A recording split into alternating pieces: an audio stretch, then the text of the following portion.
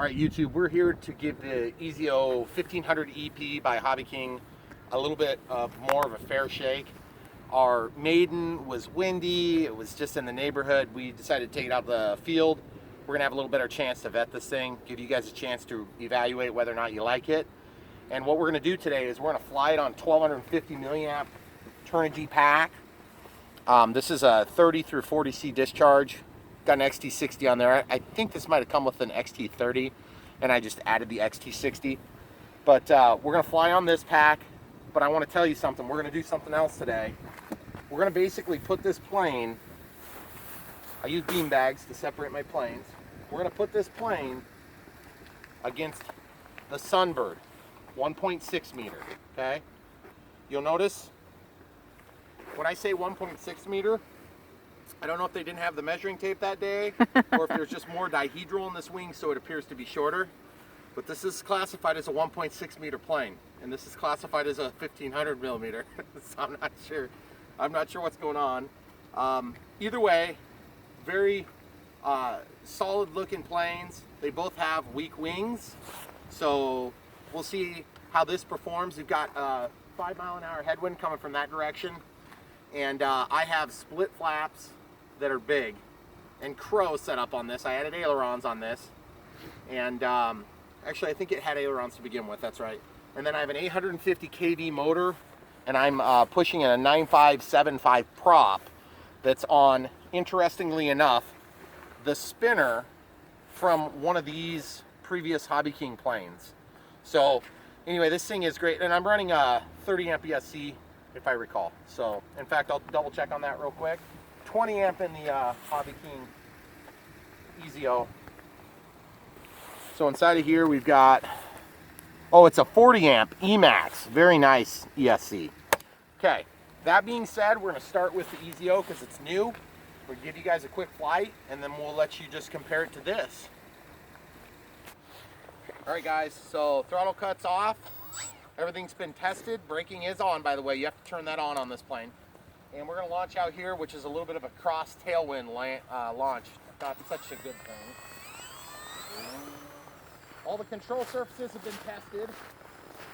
Got a little bit of a roll tendency. Probably never got corrected the first day. That thing looks good, doesn't it? It does.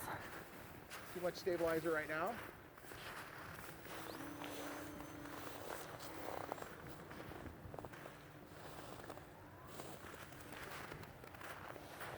One thing I want to warn you about on this airplane, guys, the wing is not super robust. Don't expect it to hold up to anything you can throw at it. Like high G maneuvers. Let's go forward 14 steps. Thank you. Listen.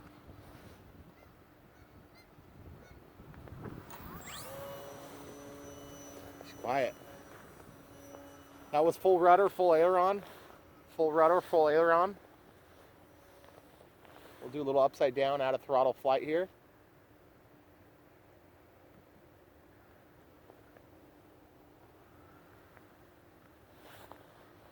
It looks fast because it is. There's our flaperons, guys. That looks effective right now. Into the power to keep it from falling out of the sky. That's awesome.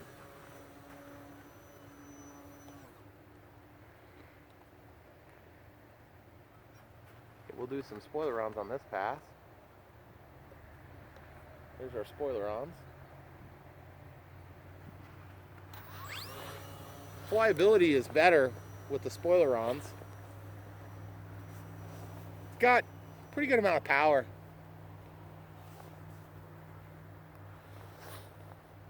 Right over the tree line right in front, hon. Ready? I feel like my stabilizer, I need to turn down the aileron channel and leave everything else where it is. Because I feel like about the time I get it solid,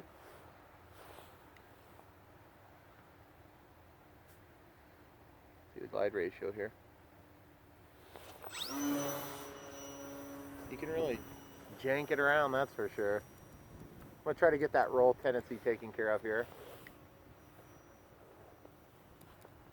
Okay. I think I got it now. Let's try. Nope, still got some roll. Okay, so we're still rolling. There we go. That feels good. Nice and level. I don't know if you guys could tell, but I was clicking a lot over here.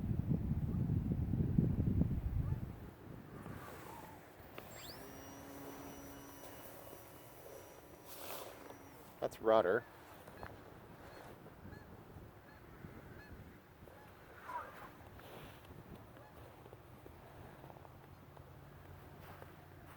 Feels a whole lot more efficient today than it did the other day. There we go. Finally got to that stall tendency. Let's film over here a little bit so we're not getting the sun. Okay.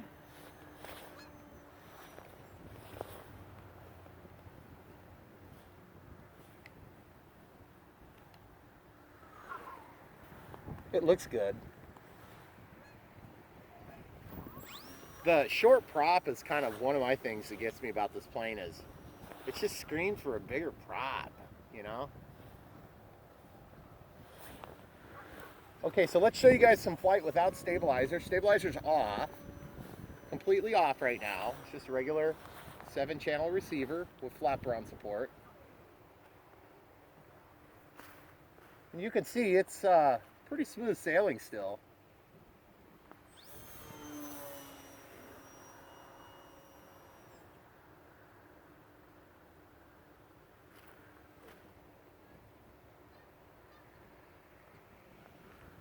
You know, guys, I'm a big fan of having stabilizers, but there are times when a stabilizer is just not really needed.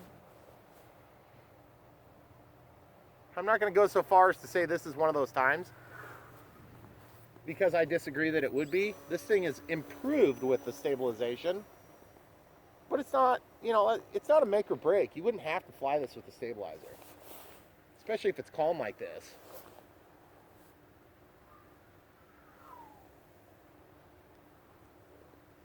Into the power. I was thinking I was going to try for 3 loops, and then I decided, nah, I'd like to get this home.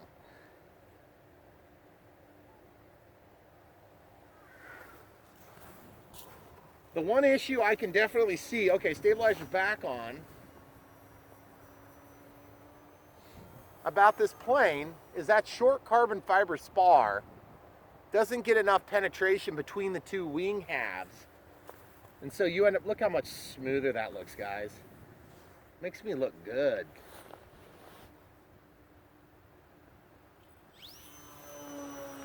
And guys, there's something about, you know, if you're not into using flight aids, more power to you. Small planes, flight aids equal, they fly better. They fly like bigger planes, guys. And anybody who's been flying for a little bit knows that bigger planes tend to fly a little bit better. If you're learning to fly, take advantage of everything you can. Listen, guys. Kind of quiet that time. I'm gonna go through the trees here. Okay. Over the top of the car, and then to your left. Okay.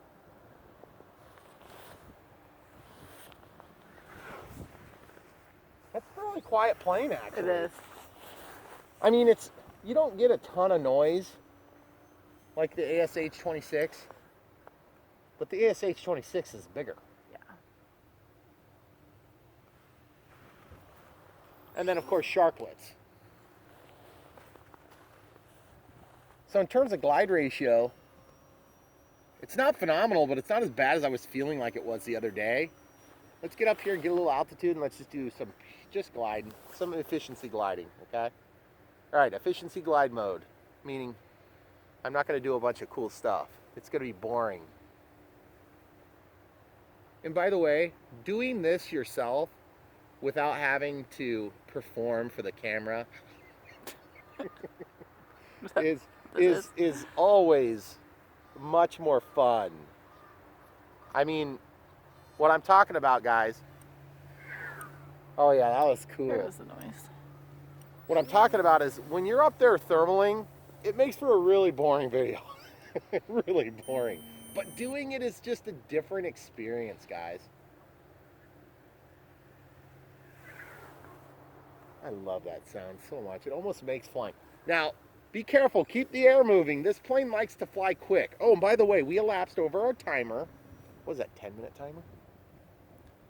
I don't think so, because I'm only at 10:10 on the video. Let's see, an 8-minute timer. 8-minute, yeah, that makes sense. So we're at 8 minutes plus now. And this is a 1250 milliamp pack, 3S, 30 through 40C Turnigy. I'll put links in there, guys. You don't have to buy the stuff from the, you know, the links, but if you want to support the channel, you can do that. That'd be cool.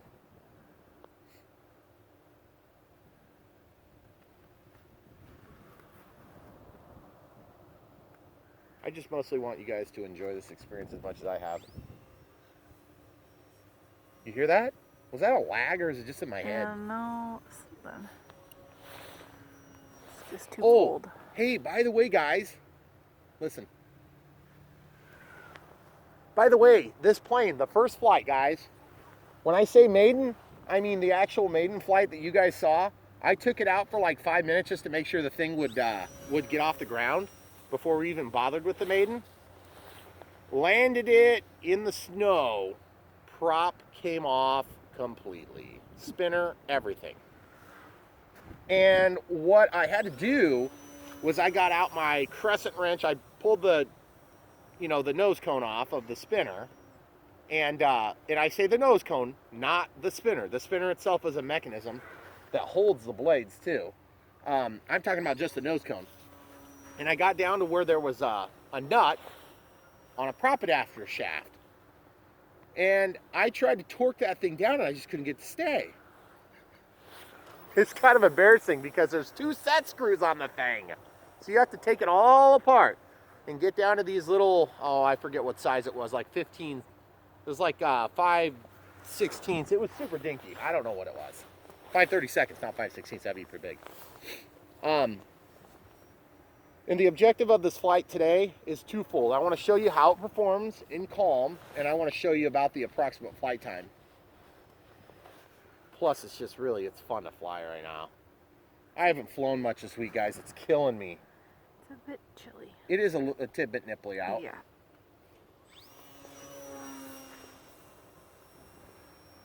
At least you can have your hand on there, or your glove on your camera hand.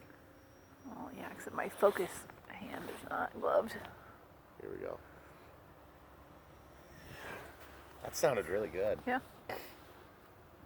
Oh, by the way, guys, if you're wondering if this would be a good beginner plane, the answer for you would be probably not. If you want a good beginner plane, just get something that's bind and fly. There's so many easier choices. This is a cool plane. And if you have budget restrictions, just go for a smaller plane. This is a great second or third plane, but you do have to have, like, you see how that tipped? I was under full power with some inertia. Shouldn't have lost it there. Let's show you how that works again, guys. Going into a climb. Now watch how it stalls. That's with the stabilizer. I'm going to show you without here next. You ready? Okay, into the power. I want to kind of duplicate the scenario. Okay, out of the stabilizer. Okay, here we go. Coming down for speed, then going back up. Going into the stall point. Watch how it stalls. It's kind of like, whatever. Whoa, did you hear that noise? Yep. That sounded like El Breco. Okay, I got my stabilizer back on. Keep in mind, this plane is not super strong, and that was not a very heavy maneuver. Let's inspect. Spoiler-ons, flapper-ons. I did put that tip down on purpose because we had a tree coming close.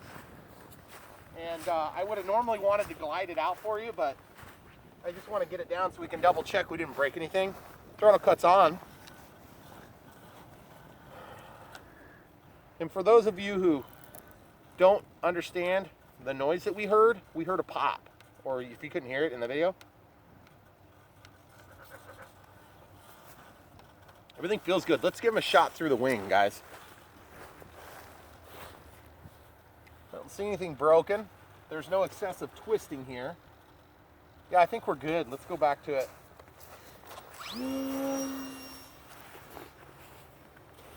the other thing too to keep in mind is that this is a 1250 milliamp battery. You could maybe get away with 1300 milliamp, 1500 milliamp if you really push it and you get a slim one. But I honestly, look how long the flight time's been. I'm 5 minutes and 27 seconds past the 8-minute timer. I've been on the throttle. I'd say what, like 50% duty cycle there?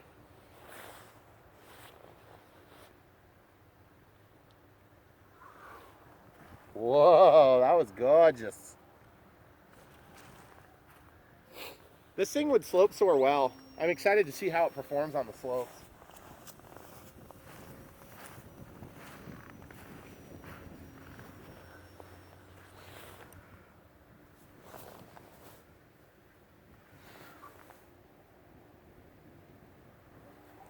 I just think that this thing, as fun as it is to fly, I've flown planes that are of less consequence for making bad maneuvers. And that's what I mean by maybe it's not the best for a beginner. Like a Consendo I realize isn't available anymore, but there's a few out there like the Calypso and stuff that you could get.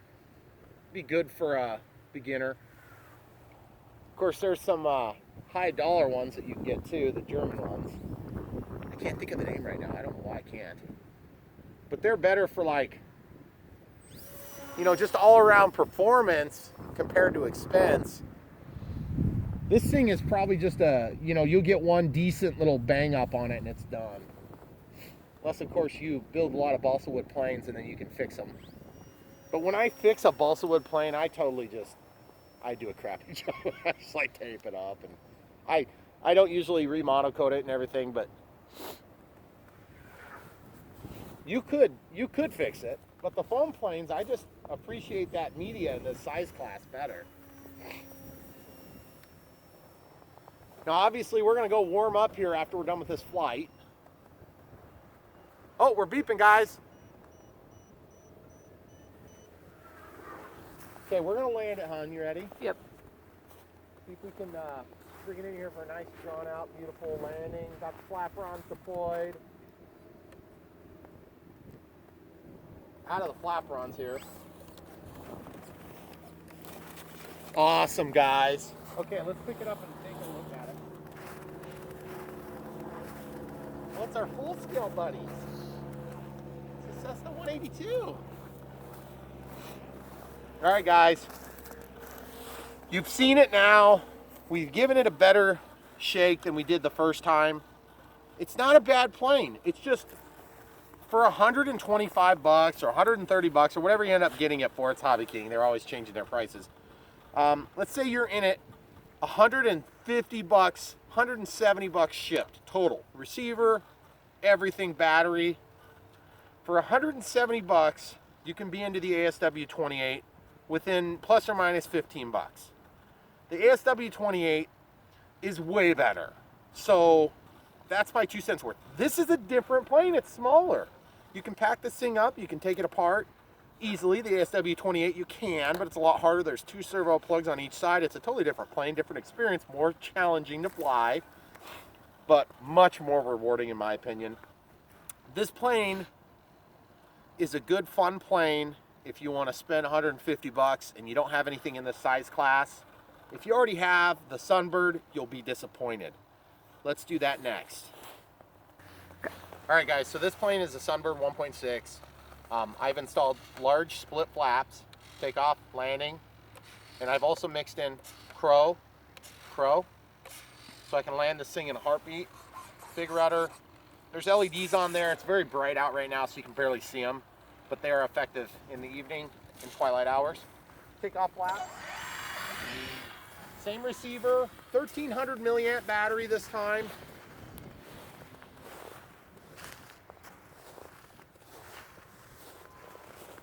Same 7-channel receiver as before.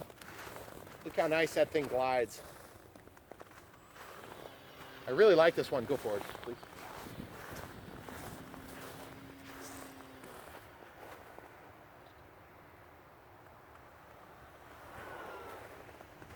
Now this has a rubber band mount on the wings, so it's a lot easier to take the wing off. Takeoff flaps deployed for slow flight performance. Power. Out of the flaps. Near unlimited vertical, not fast.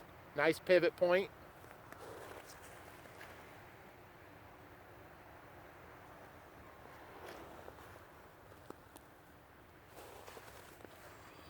This plane has a cool color scheme, but that's more of a personal preference, you know.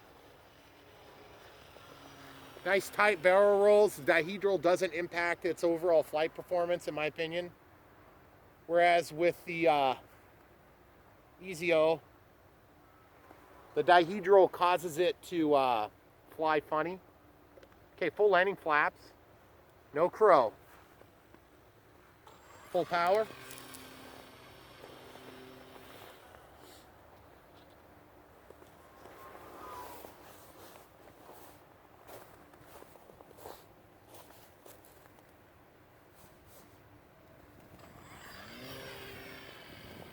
This is not a speed demon plane, that's for sure. But neither is the other one. I guess honestly this one probably is more relaxing to fly. Certainly easier to see, but that's again color preference. Okay, upside down flight performance is decent. I don't do a lot of upside down flying, as you guys know from watching my channel. But watch this. Full crow. I could have landed that if I wanted. Different flight experience by a long shot.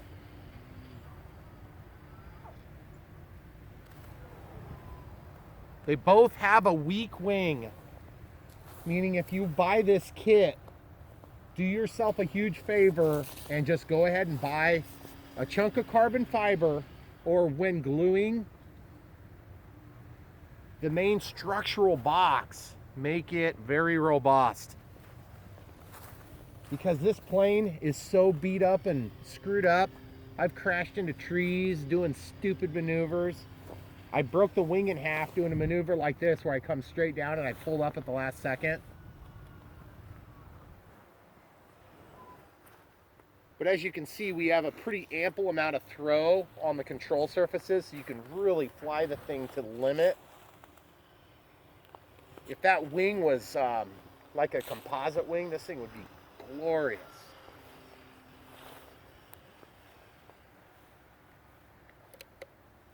Watch this. Watch this.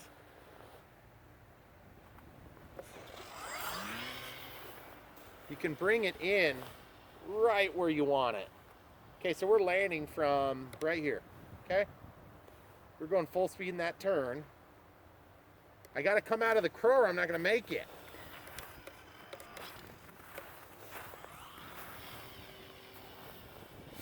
That was not my finest hour for flying skills. Okay, full crow is deployed. It's still flyable too, guys. That's the beauty of it. A lot of times when you deploy crow, you lose so much of your aileron roll axis that it becomes very scary to fly. But this thing just does it.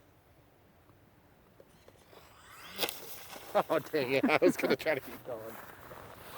Oh, by the way, the EZIO 1500 millimeter, we got 16 minutes of flight time on that 1250 milliamp pack. That's a no flap launch, of course. Full throttle. You might be wondering where I got this 810 kV motor. It's from Volantex, came out of my ASW 28. It's a V2, it's dead.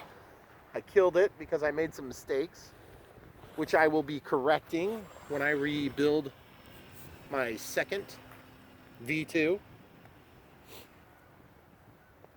That's going to be happening probably next.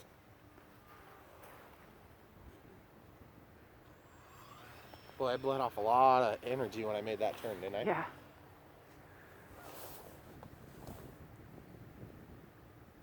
You guys can probably see, if you look close on that right wing, there's a twist on the leading edge. That was part of my crash damage from the initial break, if I recall. Oh no, that's right, Grandpa just built it. It had twists from the covering.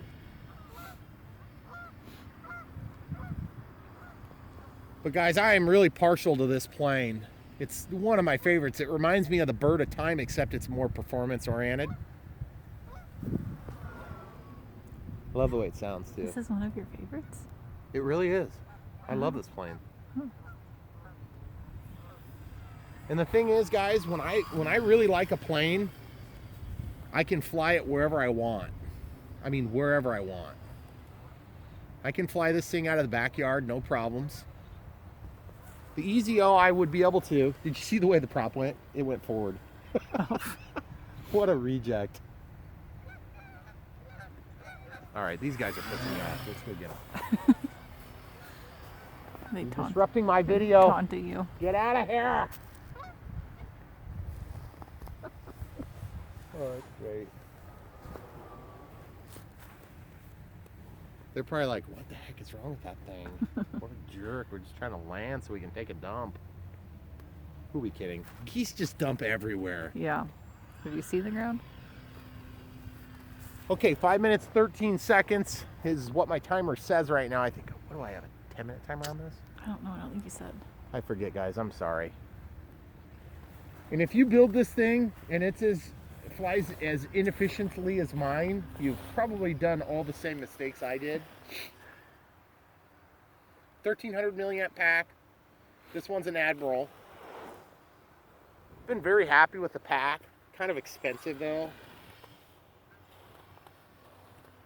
My budget price is usually, you know, like Nanotech or Turnigy.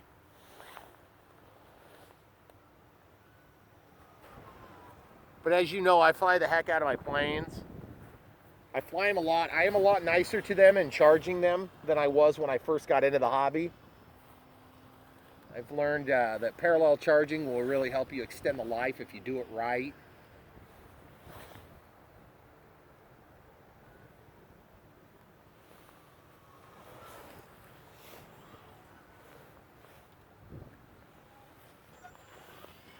Also, those split flaps, guys, that was a rationale behind that, rather than doing you know, cutting out of the wing cord,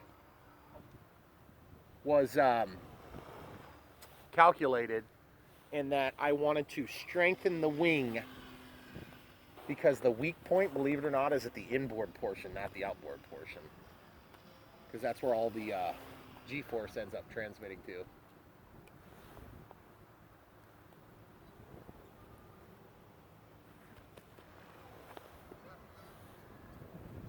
And it's actually worked. For the most part. I mean, it's still not a super strong wing.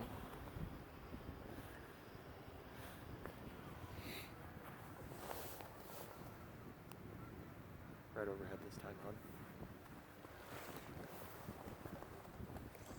hon. Oh, bites it! Okay. Everything is good, people. Yep. Everything but having the throttle cut off was good.